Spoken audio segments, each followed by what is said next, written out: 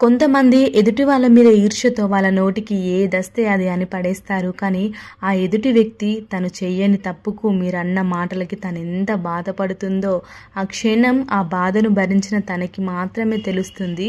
మనం ఎన్ని మాటలు అంటున్నా ఇలానే పడుతుంది కదా అని చెప్పి అలుసుగా నువ్వెన్ని మాటలన్నా తను భరిస్తుంది అని అనుకోవడం మాత్రం అది నీ మూర్ఖత్వం మాత్రమే.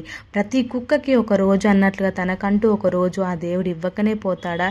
ఈ భూమి మీద మనల్ని ఆ దేవుడు పుట్టించింది నీతి నిజాయితీగా ఎవరి కష్టం వాళ్ళు చేసుకొని ఉన్నన్ని రోజులు హాయిగా నీ కుటుంబంతో బ్రతకమని నిన్ను ఈ భూమి మీద పుట్టించాడు. అంతేకాని కుట్ర కుతంత్రాలు ఎదుటి వాళ్ళ మీద పెట్టుకొని నీ మాటలతో బాధించమని కాదు. నువ్వు అలా ఇతరులను నువ్వు బాధ పెడుతున్నావంటే అది నీ పొగరు, నీ బలుపు, నీ గర్ర. ఒక్క మాటలో చెప్పాలంటే నీ సైకోయిజం. ఓకే, ఎన్నటికైనా ఇవన్నీ ఆ దేవుడు వంచుతాడు తప్పకుండా.